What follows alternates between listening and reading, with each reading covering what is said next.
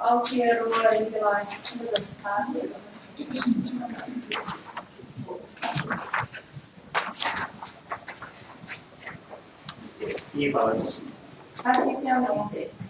It's funny how everyone smiles when you mention that you're from the Aotearoa Legalise Cannabis Party. I always expect a humorous speech. It's nice to see you inside the house, Michael. I think I've seen you outside on the streets a few times. Smoking.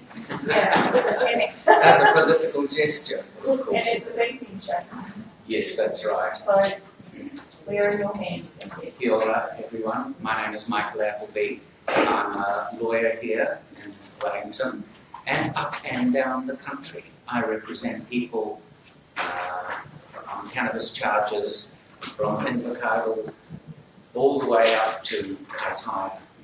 I've been a lawyer for something like 50 years now, I'm 71 years old.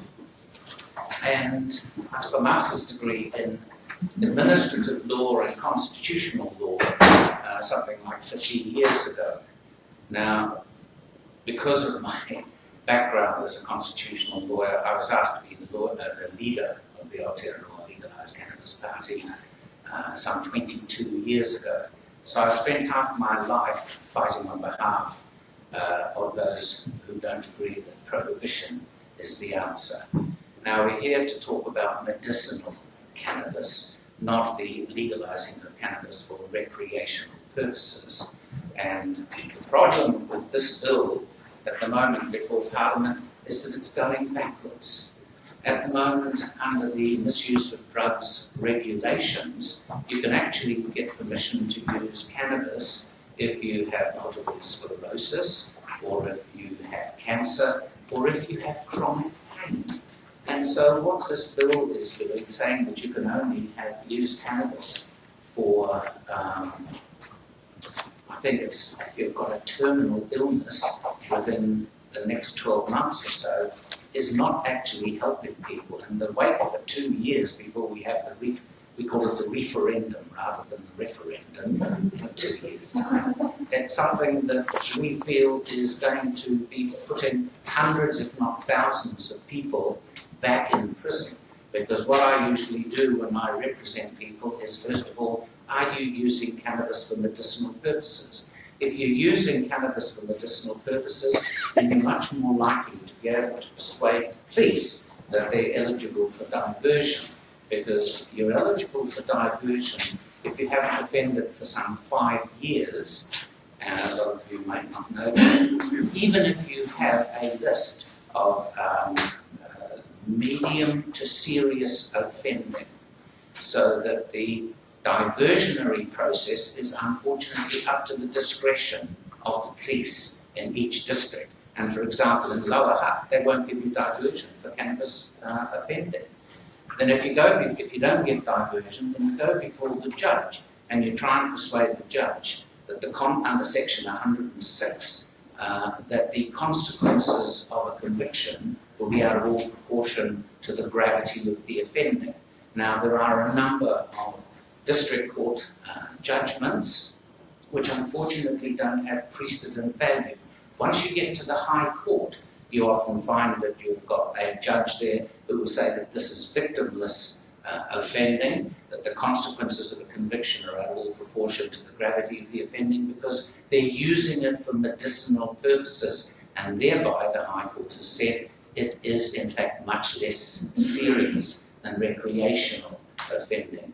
Now the problem with this is, again, it depends upon the judge who is in fact looking at the offending. And it can sometimes go all the way through to the Court of Appeal as to whether or not the judge in the High Court has actually taken the right balancing act as to whether or not the consequences are out of all proportion to the gravity of the offending.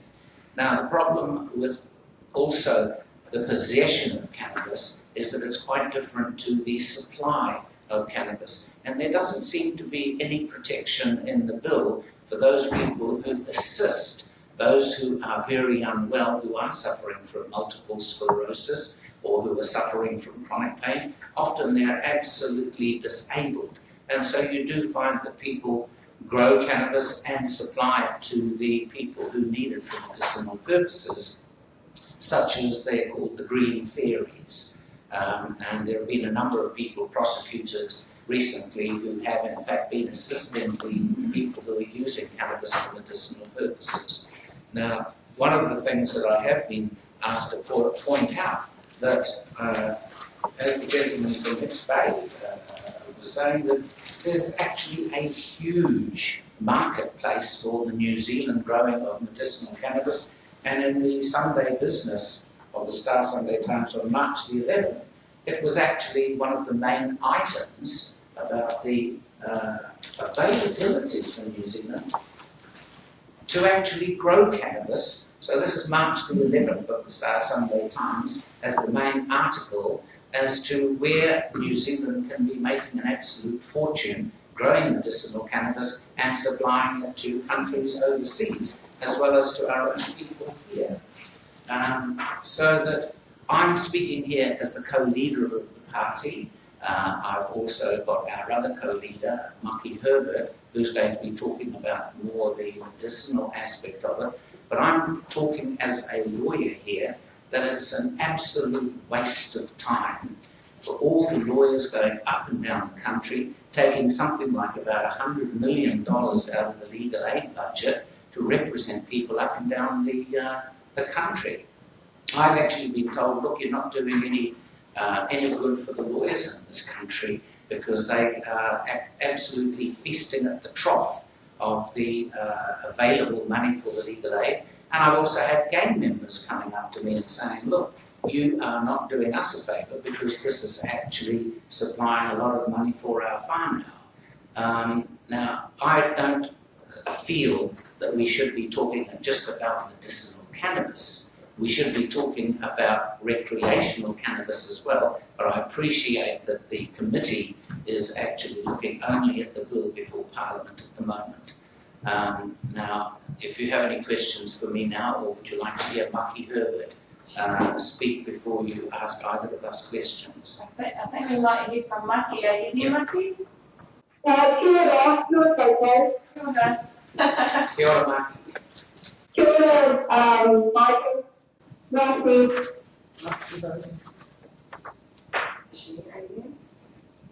Are you there, Maki? Yes. Okay, this work. Would you like me to start? Yes, please. Thank you.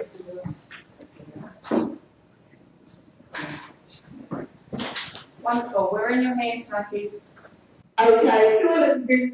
And also I'd like to talk about everything that we said about the prosecution of the green theorists and people that don't want to use organic mankind for their illnesses.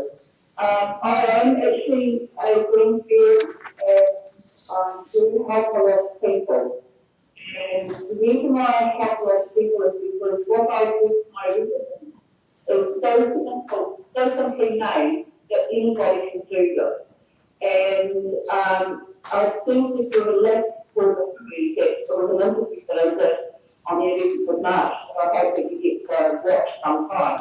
And basically, what this program was all about was showing the general public how we can grow our own medicine without looking over the shoulder of maybe being ripped off or police coming to a or, busted people. I have just recently got an email from one of my clients about her husband that wasn't able to physically move anymore through accidents and migraine headaches, heart was miserable, and all the physical balance that was prescribed has done nothing for him in the 3 to 4 years that he's been immobilised. Now, with my, I give them the cannabis oil, the massage and recommended to the wife that she massage her husband as often as he needed to be massaged. And also the balm must be used in conjunction.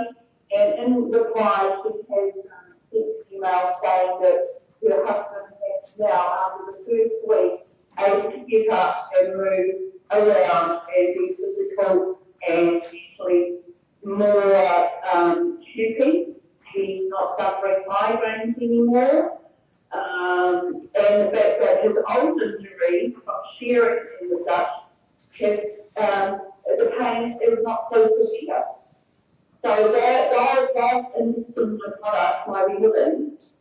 And I've had a lot of other people, support me in my disease. And I just feel that us as people at the lower end of the income sector put at disadvantages because of that. We aren't able to afford the pharmacy drugs. If that's what we want to take in, a lot of us rather use deals in it.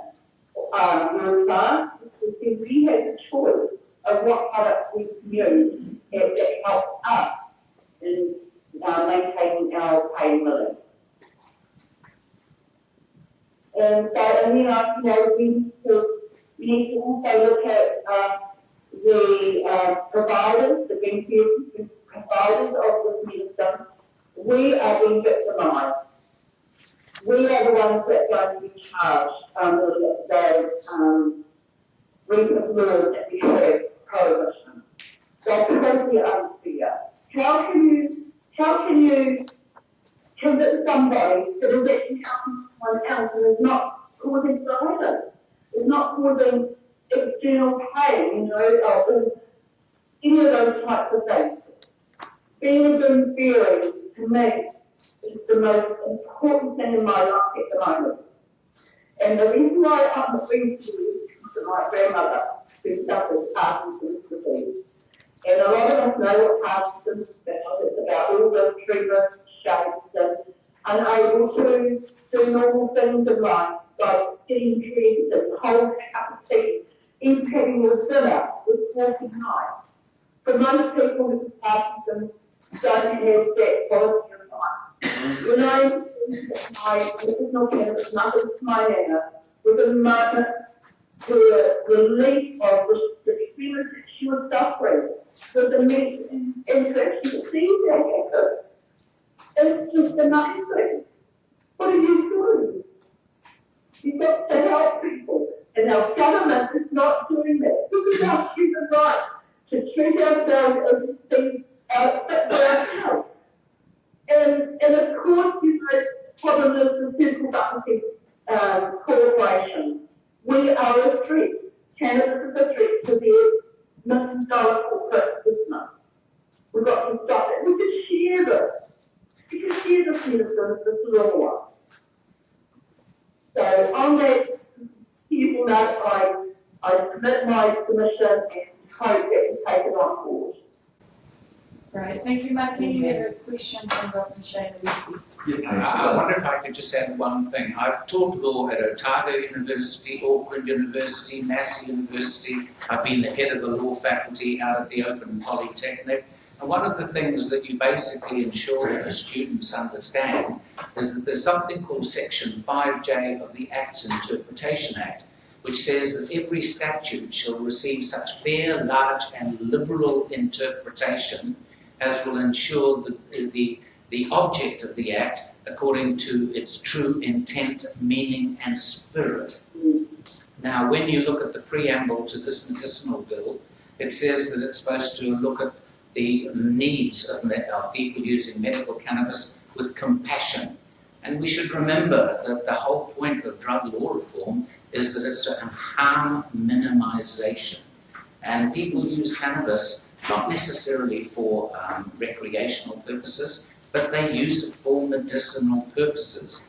And when you also look at the fairness aspect of the preamble, it is unfair because wealthy people can get Sativex at the moment, but that costs like about $300 a week or $1,200 a month. The poor people of this country cannot afford to buy Sativex. They cannot afford to get it on prescription. You can even find a doctor who will prescribe it. And so the preamble of the Act, although it's not weasel words, we all have these views that it should be with fairness and quality and compassion, but the present intention or the present bill is not going to achieve that. I'm sorry, Dr. No, I think your submission's very clean and clear. I enjoyed reading it. Thank you for that. A couple of things. I think that your submission and just your dialogue there reminds us this bill is not the proposed medicinal cannabis scheme. We need to remind ourselves it is the compassionate interim measure. We are not here to fix or resolve a fully fledged medicinal cannabis scheme. You need to remember that around the community as well. It's not the intent of the bill. It's compassionate, it's interim. And at this point, this goes to terminal care, and I understand that we'll have a discussion later on that. But let's remember, we are not working on the fully fledged proposed medicinal cannabis scheme. And you make that point in your submission as well. There is one other question I just want to challenge you on. You say here, in our experience and opinion, all use is medicinal. Do you really stand by that? There are differing views in the party itself. Like most parties, there are people who are on the right and on the left. But we have a vigorous debate in the party as to whether all cannabis use is medicinal and whether or not there is some recreational use there as well. But even if people feel better afterwards, there's a huge mental health problem in this country at the moment, and if people think that smoking a bit of cannabis to make them feel better, then even if it's viewed as recreational, there is some aspect of medicinal aspect to it as well. There is a thread of continuity. You sort of get from one to the other, but yes. that's okay. I do your submission. Thank you.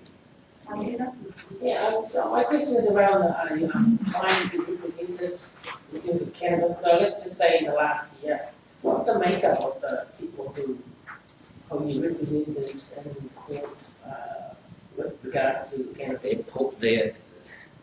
They're poor, they're rich. It's an entire sort of representation of this entire country.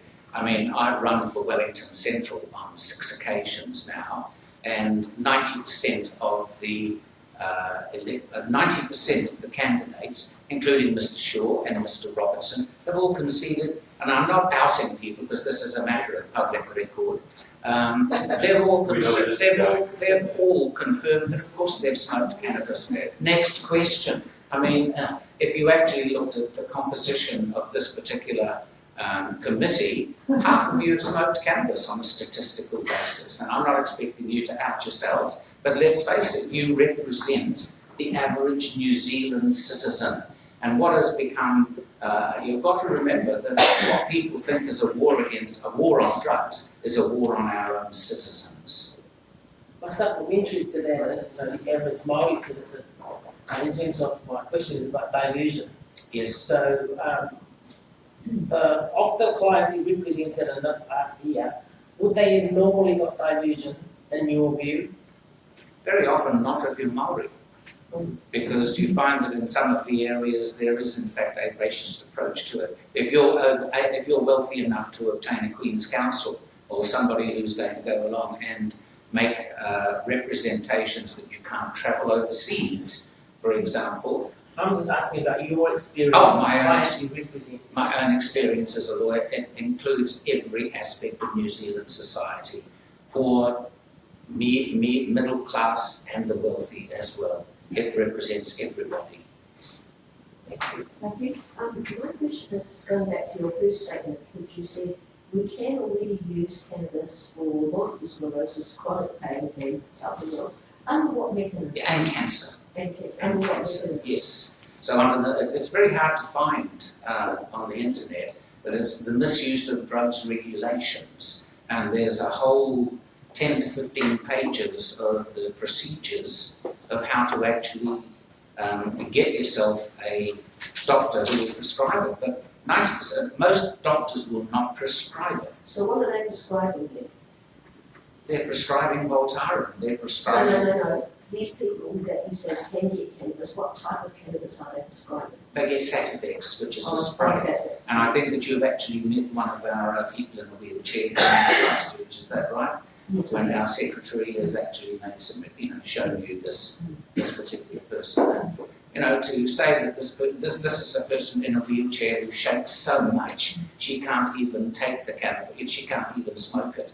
And yet anybody who's actually holding it to her lips, would be regarded as supplying cannabis to that particular person. And so maybe you could share with your committee members, Ms. Wagner, or Minister, this. Well, I can share, because I have been to meet this woman, and and I know I looked at Michael very well. Yes. But they didn't tell me that she was taking cannabis at the time. Oops.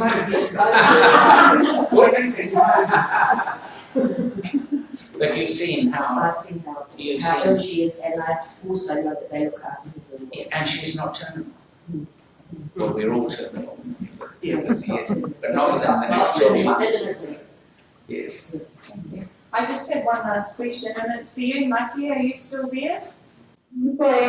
And my question is whether or not you have been prosecuted as a green fairy, and whether you know of other green fairies who have actually been prosecuted. I have had conviction of 12-month home detention for growing and providing cannabis. That was in 2015, and yes, I do know a number of green fairies that have been prosecuted. Okay, thank you. Oh, supplementary from that. Why is it so glass half empty, not glass half full? I mean, look, it's not, where you would want the line in the sand to be. I accept that as an organisation, it's spokesperson, but at least it's moving in a direction. Yes. But to say your opening gambit was it's regressive, I mean, there's still going to be the availability of what's currently prescribed. And now for terminally ill people, for 12 months, there'll be a compassionate ground. I wouldn't call that progressive. Maybe it's not the biggest step that you would like, but it is a step. Would you agree with that? No, with respect, I think that it is going backwards, because what you're going to be able to get it for now is if you're terminal within the next 12 months. Whereas at the moment, you can get it for chronic. It's not getting anything. It stops you from getting prosecuted. Yes, it's a defence, but Yeah. again, it's not. It's actually an exemption to prosecution. It's a, One thing. but it should go further and But actually. that's my point. So it's not progressive, because in fact it's adding something that's not here at the moment, so it is progressive. Because I just wonder, and it's not here for me to say, but you've got to move with the mood of the public, if I can use that term. And as soon as you jump right ahead, then I suppose you're losing people slightly. And I would have thought what's being proposed here is cautious, but a considerate way forward that will, if done in the right way, will take people with them. I think that having been involved in the battle against prohibition for something like 22 years, half my working life, one tends to become a little bit impatient with the slow progress, because it's been illegal since the 1940s, 50s, and it's what was, the present law is based on what you might call fake news from 50 to 60 years ago, that it was going to lead to rape, pillage, and all sorts of things. When you look at the history of why cannabis was made illegal all those years ago, I don't know if you've read the background to it. There are heaps and heaps of books about it now. It's been too slow. It's been 60 to 70 years of battling this, and I think that we do become a little bit impatient. But even for a fighter like you, can I get you to concede today this is a small step forward? And a giant leap backwards.